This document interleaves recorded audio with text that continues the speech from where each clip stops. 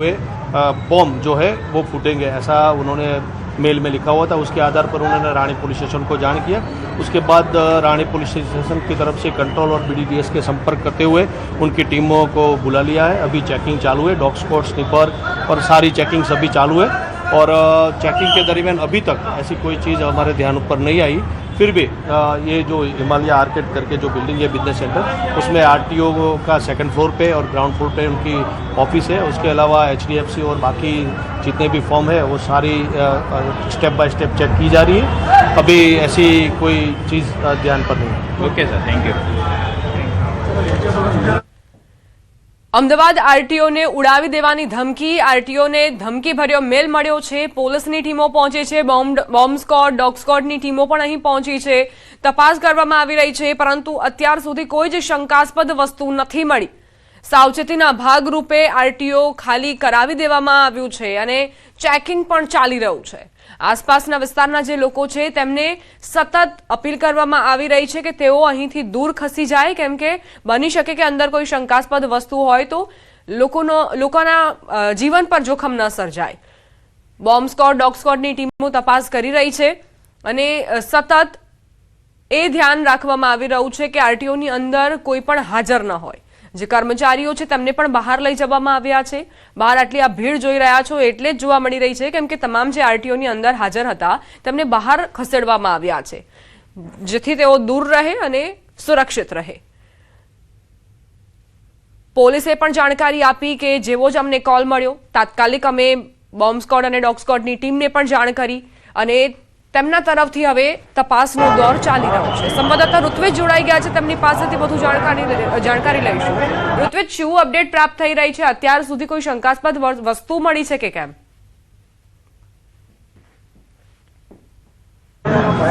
જી દીપા, વાત કરીએ તો હાલ સુધીમાં પોલીસ ચેકિંગ અને જે BDDS તેમજ ડોગ સ્ક્વોડના ચેકિંગ દરમિયાન કોઈપણ પ્રકારની એવી વાંધાજનક ચીજવસ્તુઓ મળી આવી નથી, પરંતુ એક સાવચેતીના ભાગરૂપે સમગ્ર બિલ્ડિંગ છે તેમાં ચેકિંગ કરવામાં આવી રહ્યું છે। હાલ આખી બિલ્ડિંગ છે તે ખાલી કરાવી દેવામાં આવી છે અને હાલ પણ અલગ અલગ જગ્યાઓ પર ચેકિંગ હાથ ધરવામાં આવ્યું છે।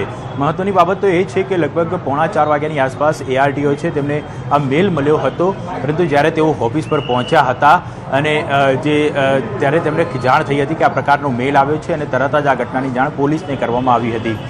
મેલ જે લગભગ 3:45 વાગ્યાની આસપાસ મળ્યો હતો, 9:37 વાગે પોલીસને જાણ થઈ હતી। ત્યારબાદ પોલીસ અહીંયા પહોંચી હતી અને મેલની અંદર ખાસ એવો ઉલ્લેખ કરવામાં આવ્યો હતો કે RTO કચેરી ખાતે 13 જેટલા જે ઝેરી ગેસ ભરેલા જે બ્લાસ્ટ થશે આ પ્રકારનો ઉલ્લેખ છે તે આ મેલની અંદર કરવામાં આવ્યો હતો અને તેની ગંભીરતાને ધ્યાનમાં રાખીને એટલે 12:50નો ટાઈમ આપ્યો હતો। એટલે હાલ પણ BDDS તેમજ ઉચ્ચ પોલીસ અધિકારીઓની ટીમ છે તે ઘટના સ્થળ RTO કચેરી ખાતે છે। આખી બિલ્ડિંગ પર હાલ પણ ચેકિંગ કરવામાં આવી રહ્યું છે, કારણ કે જે મેલ મળ્યો હતો મેલની અંદર 12:50 વાગે બ્લાસ્ટનો ટાઈમ આપવામાં આવ્યો હતો। એટલે આ સમયગાળા સુધી પોલીસ દ્વારા આખી બિલ્ડિંગ છે તેમાં ચકાસણી કરવામાં આવશે।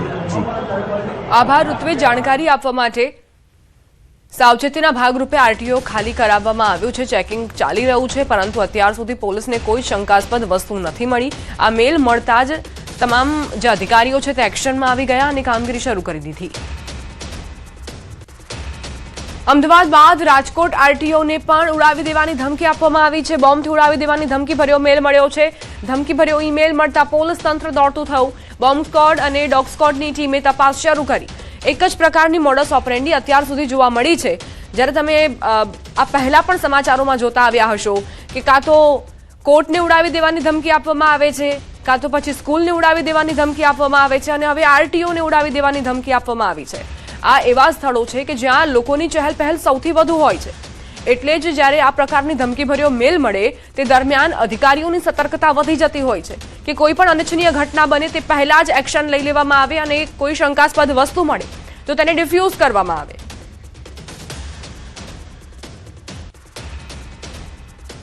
અમદાવાદ અને રાજકોટને જ નહીં પરંતુ સુરત આરટીઓને પણ બોમ્બથી ઉડાવી દેવાની ધમકી મળી છે। સુરત આરટીઓમાં તપાસ હાથ ધરવામાં આવી। એસઓજી દ્વારા તપાસ શરૂ કરવામાં આવી। જો કે સુરત આરટીઓને અત્યાર સુધી ધમકી ભર્યો મેલ નથી મળ્યો, છતાં એસઓજીએ તકેદારીના ભાગરૂપે તપાસ શરૂ કરી હોવાની જાણકારી પ્રાપ્ત થઈ છે। અમદાવાદ આરટીઓને બોમ્બથી ઉડાવી દેવાની ધમકી બાદ સુરત આરટીઓમાં પણ તપાસ હાથ ધરવામાં આવી છે।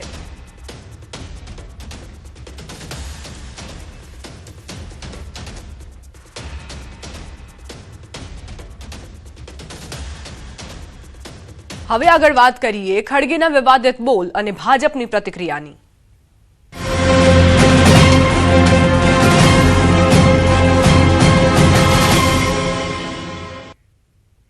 મુખ્યમંત્રી ભૂપેન્દ્ર પટેલનો ખડગે પર પ્રહાર. આપણે બધા ભણેલા ગણેલા છીએ, એ તો કોંગ્રેસના પ્રમુખને નથી ખબર. સીએમ ભૂપેન્દ્ર પટેલે ભાજપના સ્થાપના દિન નિમિત્તે કમલમમાં સંબોધનમાં મલ્લિકાર્જુન ખડગેના વિવાદિત નિવેદન પર પ્રહાર કર્યા હતા. તેમણે કહ્યું હતું કે આપણે લોકો ભણેલા ગણેલા છીએ, પરંતુ એ કોંગ્રેસના પ્રમુખને ખબર નથી. ખડગેએ જે નિવેદન આપ્યું કેરળમાં, તેને લઈને ગુજરાતીઓમાં રોષ પણ જોવા મળી રહ્યો છે. સોશિયલ મીડિયા પર પણ પ્રતિક્રિયાઓ આવી રહી છે.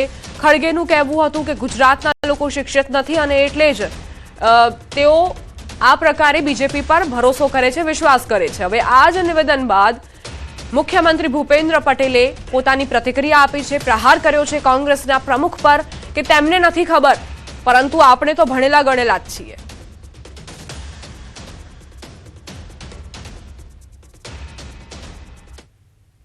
એ તો આપણે બધાને પ્રેક્ટિસ હોય ને, આપણે બધા ભણેલા ગણેલા છીએ.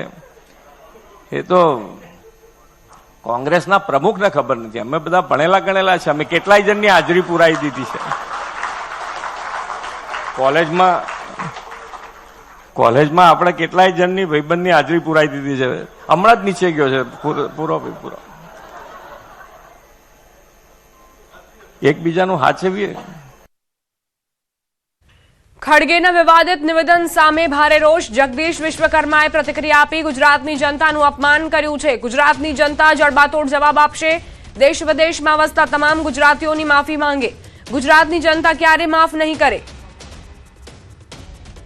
કોંગ્રેસની એક ગંદી માનસિકતા આજે છતી થાય છે. કાલે જ કેરળની ચૂંટણીના ઉન્માદમાં કોંગ્રેસના રાષ્ટ્રીય અધ્યક્ષ મલ્લિકાર્જુન ખડગે દ્વારા જે રીતે ગુજરાતીઓનું 6.5 કરોડ ગુજરાતીઓનું માત્ર ગુજરાતમાં નહીં દેશભરમાં વસતા વિદેશમાં વસતા તમામ ગુજરાતીઓનું અપમાન કર્યું છે. આ અપમાનનો બદલો આ તમામ ગુજરાતીઓ આવનારા દિવસોમાં ચોક્કસ લે. જે તેમણે ગુજરાતીઓને અભણ કીધા છે, જે તે મૂર્ખ કીધા છે, આ ગુજરાતની 6.5 કરોડ જનતા એ ક્યારેય માફ નહીં કરે. આ દેખાય છે કોંગ્રેસની માનસિકતા. કોંગ્રેસના રાષ્ટ્રીય પ્રમુખે ગુજરાતીઓનું અપમાન કર્યું. મલ્લિકાર્જુન ખડગે ગુજરાતીઓને અશિક્ષિત કહ્યા, અભણ કહ્યા, ગુજરાતીઓને અભણ અને મૂર્ખ ગણાવ્યા. કેરળ વિધાનસભા ચૂંટણીના પ્રચારમાં બફાટ કર્યો. પીએમ ગુજરાતમાં અભણ લોકોને મૂર્ખ બનાવે છે, એવું નિવેદન આપ્યું હતું ખડગેએ. મોદીજી, વિજય, you both can fool people who are illiterate in Gujarat or in other place, but you can't fool Kerala people. ખડગેના બફાટ પર સાંસદ ધવલ પટેલના આકરા પ્રહાર. અમિત ચાવડા અને તુષાર ચૌધરીને ખુલ્લો પડકાર. તેમ ગુજરાતની સાથે કે વારંવાર અપમાન કરનારી કોંગ્રેસ સાથે તેવો સવાલ પૂછ્યો છે.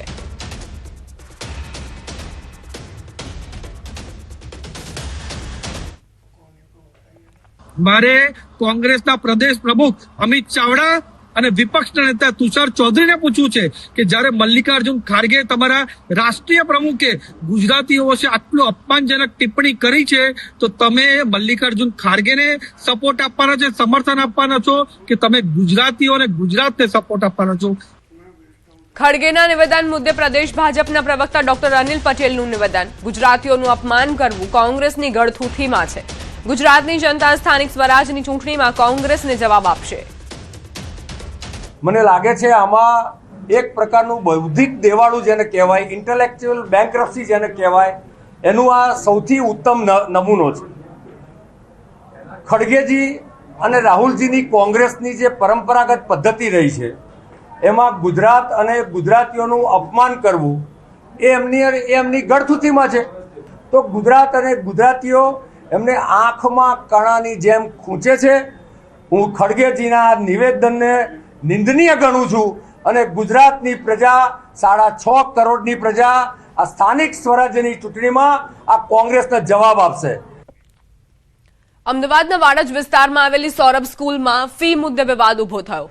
વાલીઓ દ્વારા આક્ષેપ કરવામાં આવ્યો છે કે છેલ્લા સેમેસ્ટરની ફી ન ભરનાર 20થી વધુ વિદ્યાર્થીઓને પરીક્ષા આપવા દેવામાં આવ્યા નહોતા અને તેમને શાળામાં બહાર ઉભા રાખવામાં આવ્યા હતા. ઘટનાને લઈને વાલીઓમાં રોષ ફેલાયો. જો કે શાળા સંચાલક દ્વારા આ તમામ આક્ષેપોને નકારી કાઢવામાં આવ્યા. તેમનું કહેવું છે કે કોઈ પણ વિદ્યાર્થીને ફીના કારણે બહાર બેસાડવામાં નથી આવ્યા અને તમામ વિદ્યાર્થીઓએ આજે પરીક્ષા આપી છે. હાલ આ મુદ્દે વાલીઓ અને શાળા વચ્ચે તણાવનું વાતાવરણ સર્જાયું છે. એકચ્યુઅલીમાં મેં એવી રિક્વેસ્ટ કરી કે મેં કીધું હું 24 કલાકની અંદર ફી ભરી જાઉં છું, અત્યારે તમે એક્ઝામ આપવા દો. ત્યારે એ લોકોએ અંદર મારી બે ડોટરને મોકલી. બાકી જે લોકો બે બિચારા બીજા છોકરાઓ હતા એ લોકોને તો બહાર જ ઊભા રાખેલા અને એ લોકોને જે લોકોના પેરેન્ટ્સ આવ્યા ને એ લોકોને अंदर जवा दीदा, फी भरी ये लोगों ने अंदर जवा दीदा, बाकी बधाने बाहर उभा रखा था 8:30 સુધી. जो बच्चे का फी बाकी था वो कॉल किया है, बट सारे ये बच्चे एग्जाम देंगे, आज भी दिया है, कल भी देंगे, पूरा शेड्यूल के हिसाब से देंगे. ऐसा कोई नहीं है कि हमें भी पता है कि ऐसा नहीं हम रोक सकते बच्चों को, और बच्चों देंगे.